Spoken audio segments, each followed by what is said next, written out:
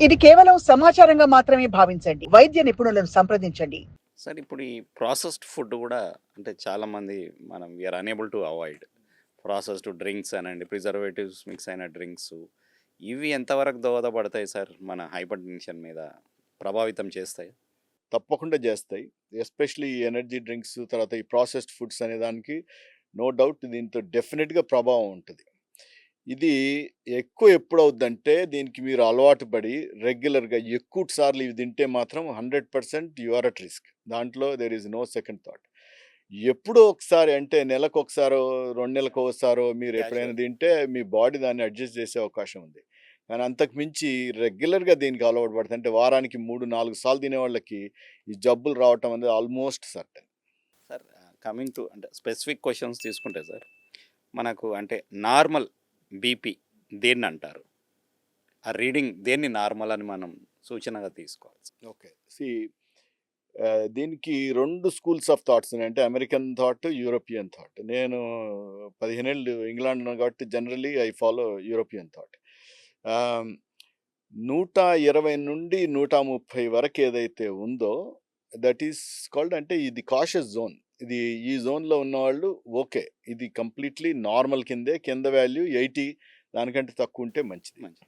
120 130 నుండి 140 అంటే 139 వరకు ఏదైతే ఉందో దాన్ని stage 1 hypertension or pre hypertension అంటారు. అంటే ఇక్కడ ఉన్నవాళ్ళు మందులు అక్కర్లేదు. మీరు లైఫ్ స్టైల్ మోడిఫై చేసుకోవాలి. అంటే వాకింగ్ చేయటం గానీ, మీ ఫుడ్‌లో ఉప్పు తగ్గించటం, తర్వాత డైట్‌లో మిగతావి అన్నీ ఫ్రూట్స్, వెజిటబుల్ తినటం ఇట్లాంటివి ఏదైతే చేస్తే జనరల్లీ ఇది మళ్ళీ నార్మల్‌కొచ్చే అవకాశం ఉంది. 140 దాటితే అది డెఫినెట్‌లీ హైపర్‌టెన్షన్. కింద 90 దాటితే హైపర్‌టెన్షన్. సో, ఇట్లాంటి పేషెంట్స్‌కి లైఫ్ స్టైల్ మోడిఫికేషన్‌తో పాటు బ్లడ్ ప్రెషర్ తగ్గించడానికి బిళ్ళలు లేతే మాత్రలు ఏదైతే ఉందో అది అవసరం పడే అవకాశం ఉంది. సార్ ఇప్పుడు చాలామంది ఏం చేస్తారంటే సార్ డయాగ్నోజ్ అయిన తర్వాత అవి మాత్రలు వాడతారు సార్. అది బ్యాలెన్స్ అయిపోయింది ఇంక నాకు అవసరం లేదా అని వదిలేస్తారు. అది ఎంతవరకు కరెక్ట్ సార్? ఇది అబ్సల్యూట్‌లీ రాంగ్. మీరన్నట్టుగా ఇది వెరీ కామన్. చాలామంది ఏమనుకుంటారంటే షుగర్ పేషెంట్స్ గానీ, బీపీ పేషెంట్స్ ఒక 2 నెలలు, 3 నెలలు వాడిన తర్వాత అన్ని కంట్రోల్‌లో ఉన్నప్పుడు నాకు తగ్గిపోయింది లేకపోతే ఎళ్ళిపోయింది అని బిళ్ళలు మానేస్తారు. ఇట్లాంటి వాళ్ళకి మళ్ళీ తిరగబట్టి మళ్ళీ వీళ్ళకి బీపీ పెరగటం లేకపోతే షుగర్ పెరగటం అనేది జరుగుద్ది. కాబట్టి టాబ్లెట్స్ పైన బీపీ, షుగర్ కంట్రోల్‌లో ఉంటే మీరు మళ్ళీ ఆ టాబ్లెట్స్ అనేవి కంటిన్యూ చేస్తూనే ఉండాలి. మానకూడదు. సార్ ఈ అన్‌కంట్రోల్డ్ బీపీ అయితే ఫస్ట్ ఈ పార్ట్స్ ఎఫెక్ట్ అయితాయి. సెకండ్ ఈ పార్ట్స్ అట్లా ఏమైనా ఉంటదా సార్? లైక్ ఎక్కడైనా ఎఫెక్ట్ కావచ్చా? ఇది ఎక్కడైనా ఎఫెక్ట్ కావచ్చు. అన్‌కంట్రోల్డ్ హైపర్‌టెన్షన్ అంటే అన్ని భాగాలు ఒకటేసారి ఎఫెక్ట్ అవుతాయి. అంటే మీ బ్రెయిన్, రక్తనాళాలు, తర్వాత గుండె, కిడ్నీ, తర్వాత ఈ కాళ్ళల్లో తర్వాత వాస్కులేచర్ అంటే బ్లడ్ వెసెల్స్ ఏమున్నాయో అవి కూడా ఎఫెక్ట్ అవుతాయి. సో, ఇవన్నీ 4 ఒకటేసారి అవుతాయి. ఏది ఎక్కువ, ఏది తక్కువ అనేది it varies from person to person.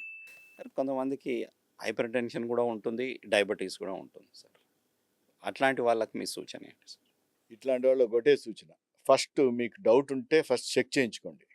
Check చేయించుకొని డాక్టర్ గారిని 2 ప్రశ్నలు అడగాలి. టాబ్లెట్స్ అవసరం ఉన్నప్పుడు దయచేసి టాబ్లెట్స్ తీసుకోండి. ఇవి గాకుండా లైఫ్ స్టైల్ మోడిఫికేషన్స్ గురించి చెప్తా ఉంటారు.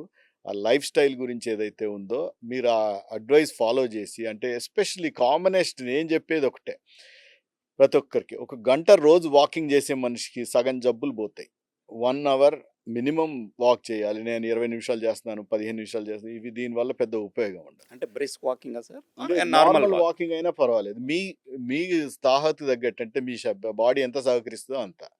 సో, జిమ్‌కెళ్ళాల్సిన అవసరం లేదు, ఏమీ లేదు. వాకింగ్ చేయటము, స్ట్రెచ్‌లు చేయటం. అంటే మనకు మామూలుగా యోగా చేసేవాళ్ళు యోగా చేసుకోవచ్చు.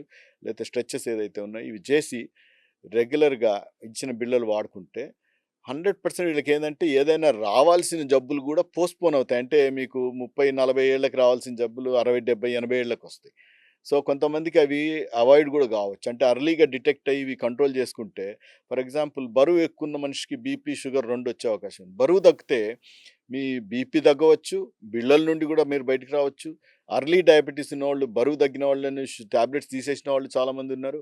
సో, దీని గురించి ఏంటంటే మీరు you have to be very careful. అంటే ఇది మీరన్నట్టుగా ఈ వరల్డ్ హైపర్‌టెన్షన్ డే థీమ్ ఏంటంటే కంట్రోలింగ్ హైపర్‌టెన్షన్ టుగెదర్. టుగెదర్ అంటే యాస్ ఎ డాక్టర్ మేము మీకు బిళ్ళలు ఇవ్వగలుగుతాం టాబ్లెట్స్. దాన్ని తగ్గించగలుగుతాం. కానీ దీన్ని నిర్మూలించగలిగేది మీరు ఫస్ట్. ఎందుకంటే మీ సొంత ఇది కూడా కోరిక కూడా ఉండాలి తగ్గించాలని. దానికి సహకరించాలంటే బరువు తగ్గటం, రెగ్యులర్‌గా ఇది చేయటం, యాక్టివిటీ, ఎక్సర్సైజ్ చేయటం, ఫుడ్ అంటే మంచి ఫుడ్ తినటం, ఫ్రూట్స్, వెజిటబుల్స్ ఇట్లాంటివి. ఇది చేయటం వల్ల మీకు ఈ బీపీ అనేది కంట్రోల్ కావటం కాదు, ఒక్కొక్కసారి మనం దాన్ని కంప్లీట్‌గా రివర్స్ చేయొచ్చు. సార్ ఇప్పుడు మనం బీపీ ఎంత ఆఫెన్‌గా మనం రెగ్యులర్ చెకప్స్ చేసుకోవాలి సార్? ఇది ఇంపార్టెంట్. అంటే మీకు ఏదైనాను మీ ఫ్యామిలీలో హై బ్లడ్ ప్రెషర్ రిస్క్ ఉంటే మీరు ఫస్ట్ ఏం చేయాలి అంటే వీలైనంత తొందరగా చెక్ చేసుకోవాలి. ఒకవేళ గనుక అది చెక్ చేసుకోవటం ఈజీ ఉంటే మీరు వారానికి ఒకసారైనా 2 వారాలకైనా చేసుకోవచ్చు. ఎస్పెషల్లీ మీకు బీపీ ఉంటే. బీపీ లేకపోతే నెలకొకసారి, 3 నెలలకొకసారి చేసుకున్నా కూడా సరిపోతుంది.